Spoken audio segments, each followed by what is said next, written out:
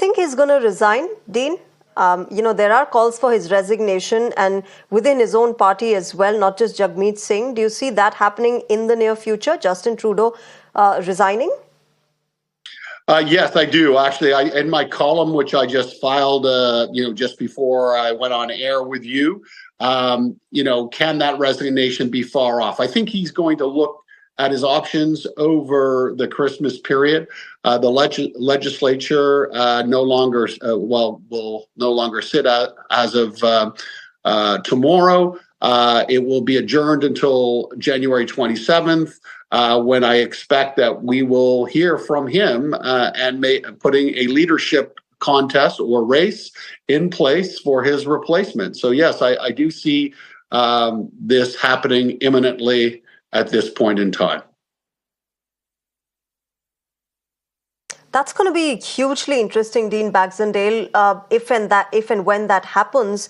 And when that happens, of course, it's going to be even deeper political crisis or instability, as we may call it, in Canada. But let me shift our focus back to the finance ministry and why this entire tussle broke out between Justin Trudeau and Chrystia Freeland. And I want to talk to you about Dominic Leblanc, who's now been appointed as the finance minister. Why has he been appointed as the finance minister? What does he bring to the table? Why is it that Justin Trudeau trusted him in replacing Chrystia Freeland, who was one of his closest allies?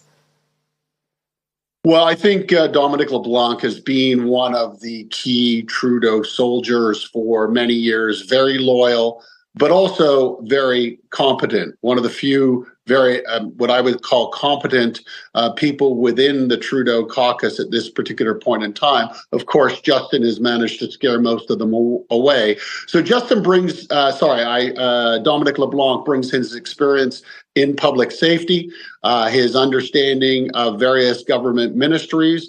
And so I think that's what he brings to bear. But the economic statement was already put in place, with $1.4 billion for border security, which is supposed to placate the Trump administration, which it won't.